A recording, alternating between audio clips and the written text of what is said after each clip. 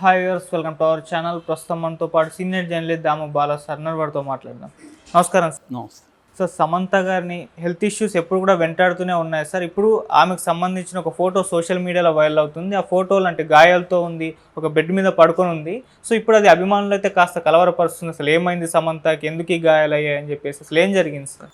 సమంతకు గాయాలు, హాస్పిటల్లో అడ్మిట్ అయింది, సీరియస్గా ఉంది, ఇలాగ వార్తలు వస్తున్నాయి. ఆమెకు బెడ్ మీద పడుకుంది, ఒక దాంట్లో రెడ్ లైట్ ఆమె మీద ఉంది, ఇంకో దాంట్లో కొంచెం గాయాలైనట్టుగా కనిపిస్తుంది.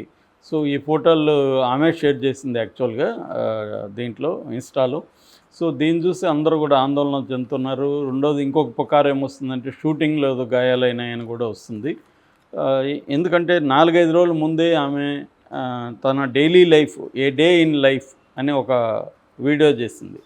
ఆ వీడియోలో ఏంటంటే ఆమె జీవితంలో మార్నింగ్ నుంచి లేవడం దగ్గర నుంచి నిద్రపోయే దాకా ఆమె ఒక రోజు ఏమేమి చేస్తుంది అనేది ఉందన్నమాట. సో అది వచ్చినాకే ఇది వచ్చాయి. సో అందువల్ల ఆందోళన వ్యక్తం చేస్తున్నారు. బట్ అది ఆమె ట్రీట్మెంట్ తీసుకుంటున్న ఫోటో అనేది కూడా చెప్తున్నారు. సో ముందుగా మనం one day, A day in a life అనే దాంట్లో ఏముందని అనలైజ్ చేస్తే ఆమె మార్నింగ్ లేచి ఆయిల్ పుల్లింగ్ చేస్తుంది. ఒకప్పుడు ఇక్కడ మనకు కూడా ఆయిల్ పుల్లింగ్ అనేది వెరీ పాపులర్. ఈ మధ్య కూడా ఆయన ఎవరో మాచిరాజు ఎవరో ఉన్నారు ఒక ఆయన వచ్చిన తర్వాత ఆయిల్ పుల్లింగ్ అనేది మళ్ళీ ఒకసారిగా పెరిగింది. అంతకుముందు కూడా 90sలో ఆయిల్ పుల్లింగ్ బాగా ఉండేది, పాపులర్. మన సినిమాలో కూడా కృష్ణవంశీ సినిమాలో చూస్తుంటాం ఆయిల్ పుల్లింగ్ మీద. సో అలాగా ఈ అమ్మాయి కూడా ఆయిల్ పుల్లింగ్ చేస్తుంది. దాని తర్వాత వర్కౌట్ చేస్తుంది, జిమ్లో పనిచేస్తుంది. దాని తర్వాత గ్రాటిట్యూడ్ పేరుతో దేవుడికి అగరవత్తులు తెంచడం, అది గ్రాటిట్యూడ్ అని. నెక్స్ట్ 4వ ఐటమ్ ఐ కేర్కి ఒక ఏదో ఇన్స్ట్రుమెంట్ పెట్టుకొని పడుకొని ఉంది, ఐస్ని సంబంధించి సొలేస్కి. 5వ అంశం సెట్కి వెళ్ళడం, 9 ఆ ప్రాంతంలో సెట్కి వెళ్తుంది షూట్కి. అక్కడ మేకప్ ఎలా చేస్తారో అది చూపిస్తుంది. దాని తర్వాత నైట్ 6 గంటలకి, ఈవినింగ్ 6 గంటలకి రెడ్ లైట్ థెరపీ అంటే ఏంటంటే ఇంతకుముందు ఇంకోటి మర్చిపోయినాను, అది గువాషా అని ఒకటి ఉంటుంది. ఎప్పుడు మార్నింగ్ ఆయిల్ పుల్లింగ్ అయిపోయినాక గువాషా గువాషా అనేది చైనీస్ మెథడ్ అనమాట. చైనీస్ మెథడ్లో చిన్న ఇన్స్ట్రుమెంట్ లాగా ఉంటుంది, దాంతో ఫేసెస్ని, స్కిన్ని రుద్దుతారనమాట, రబ్ చేస్తారు. దానివల్ల స్కిన్లో ఉండే దాన్ని స్క్రాపింగ్ అండ్ స్పూనింగ్, స్కాపింగ్, కాయినింగ్ అంటారనమాట. ఎడ్జెస్, స్మూత్ ఎడ్జెస్గా ఉండే బ్లంట్ ఇన్స్ట్రుమెంట్ అది. దాంతో ఆమె రుద్దుకుంటుంది మొత్తం. దానివల్ల స్కిన్ సాఫ్ట్న్ అవ్వడం, మంచిగా స్కిన్ గ్లో అవుతుంది అనమాట. అటువంటి గ్లో కావడానికి ఆమె హువాషా అనే ఒక మెథడ్ ఉపయోగిస్తుంది, చైనా మెథడ్ ఇది. నెక్స్ట్ వచ్చి 6 గంటలకి రెడ్ లైట్ థెరపీ అనేది బేసిక్గా నాసా వాళ్ళు ప్రవేశపెట్టారు.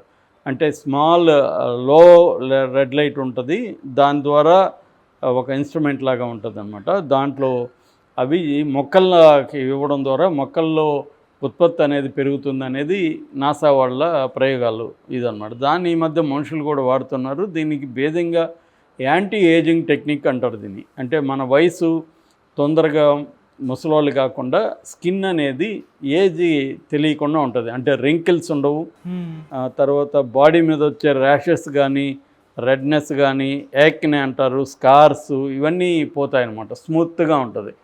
సో దీనికి రెడ్ లైట్ థెరపీ అని పేరు పెట్టారు. ఈ అమ్మాయి రోజు కూడా రెడ్ లైట్ థెరపీ తీసుకుంటుంది 6 గంటలకి ఈవినింగ్ అనమాట. దీని తర్వాత పికిల్ బాల్ అని చిన్న మన బ్యాడ్మింటన్ లాంటిది ఒక చిన్న గేమ్ ఉంది, దాంతో ఫ్రెండ్స్తో కలిసి మేము పికిల్ బాల్ ఆడుతుంది. దాని తర్వాత నైట్ పడుకోబోయే ముందు మెడిటేషన్ చేస్తుంది, ధ్యానం.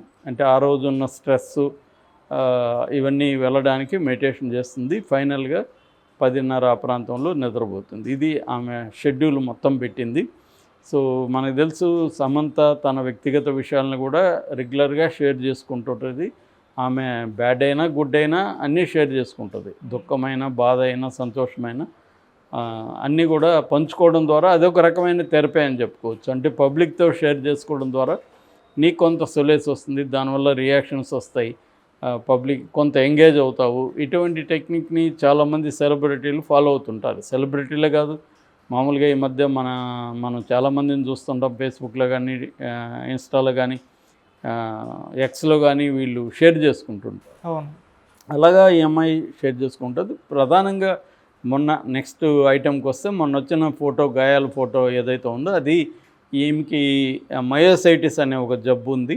మయోసైటిస్ అనేది ఒక రకమైన ఆటో ఇమ్యూన్ డిసీజ్ అని చెప్పచ్చు. అంటే ఇన్ఫ్లమేషన్ వస్తుంది, మజిల్స్ వీక్ అయిపోతాయి, ఫ్యాటిక్ వస్తుంది, స్కిన్ కూడా ప్రాబ్లం వస్తుంది. అందుకని ఈ అమ్మాయి స్కిన్కి సంబంధించి కూడా నేను ఇందాక చెప్పిన గువాషా టెక్నిక్, రెడ్ లైట్ థెరపీ ఈ రెండు కూడా చేసుకుంటుంది అన్నమాట. ఓకే. ఎందుకంటే ఈ అమ్మాయికి ఆ స్కిన్ ప్రాబ్లమ్స్ కూడా ఉన్నాయి. సో ఈ మయోసైటిస్ అనేది స్కిన్ అండ్ మజిల్స్ మీద ఎఫెక్ట్ చూపిస్తుంది. దీనికి మయోసైటిస్కి ప్రధానంగా 3 కారణాలు చెప్తారు. ఒకటేమో ఆటో ఇమ్యూన్ డిసీజ్, అంటే మన బాడీలో మనల్ని ప్రొటెక్ట్ చేస్తుండే సెల్స్ ఉంటాయి. ముఖ్యంగా వైట్ బ్లడ్ సెల్స్లో టీ సెల్స్ అంటారు, ఆటోబాడీస్ అంటారు. ఈ ఆటోబాడీస్, టీ సెల్స్ మన బాడీని రోగాల నుంచి, ఇతర క్రిముల నుంచి రక్షిస్తుంటాయి. అయితే ఒక్కొక్కసారి అవే మన బాడీ మీద అటాక్ చేస్తాయి. దాన్ని ఆటో ఇమ్యూన్ డిసీజెస్ అంటారు. సో ఈ మయోసైటిస్ రావడానికి అదొక కారణం. రెండో కారణం ఐడియోపతిక్ అంటారు. ఐడియోపతిక్ రీజన్ అంటే కరెక్ట్గా పిన్ పాయింట్ చేసి కారణాన్ని చెప్పలేని దాన్ని ఐడియోపతిక్ అంటారు. సో మూడవది ఏడిఆర్ అంటారు, అంటే అడ్వర్స్ డ్రగ్ రియాక్షన్ అన్నమాట. ఒక్కోసారి మనం తీసుకునే వేరే హెల్త్ కండిషన్స్ తీసుకునే డ్రగ్స్ రియాక్ట్ అయ్యి కూడా మయోసైటిస్ అనేది రావచ్చు.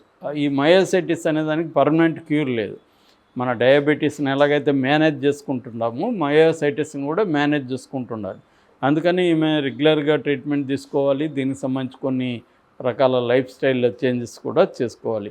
అట్లాంటి మయోసైటిస్ సంబంధించి ఆమె ట్రీట్మెంట్ తీసుకున్నప్పుడంతా కూడా ఫోటోల్ని బయటకు వదులుతుంది.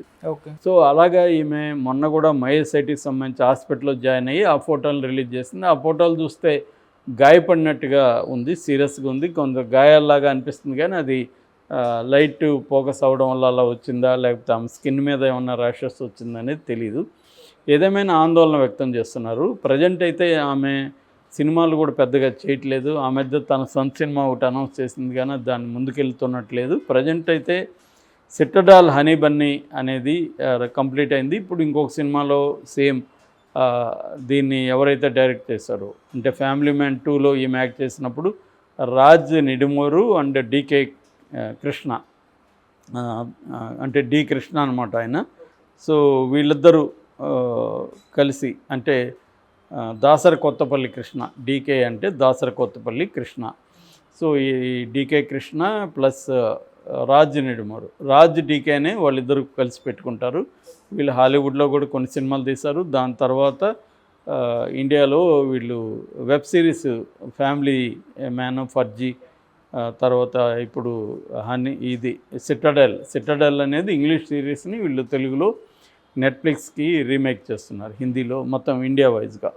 సో ఇందులో ఈమె చేసింది. అందుకని మనకి రాజ్ నిడుమూరుకి ఈమెకి పెళ్లి కాబోతుందన్న వార్త కూడా వైరల్ అయింది. ఎందుకంటే వీళ్ళిద్దరు కలిసి విపరీతంగా ఈ మధ్య తిరగడం, అతను వెబ్ సిరీస్లు అన్నింటిలో ఈమె యాక్ట్ చేస్తుండడం, అతను కూడా అతని భార్యకి విడాకులు ఇచ్చే ప్రాసెస్లో ఉన్నాడని చెప్తున్నారు. సో వీళ్ళిద్దరూ ఆల్రెడీ డేటింగ్లో ఉన్నారు, పెళ్లి చేసుకోబోతున్నారు అని కూడా అంటున్నారు. ఏదేమైనా ఈమెకి హెల్త్ ఇష్యూ వల్ల అయితే కెరీర్ అయితే దెబ్బతినింది.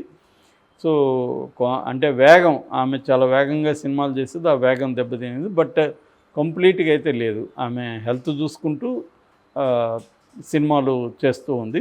That is her personal life present and professional life. So ఈ గాయాలు ఇవనేవి ఆందోళన పడాల్సిన అవసరం లేదు. ఆమెకి రెగ్యులర్గా ఉండే హెల్త్ ఇష్యూస్ తప్ప ప్రత్యేకంగా ఆమెకి డేంజర్ ఉండే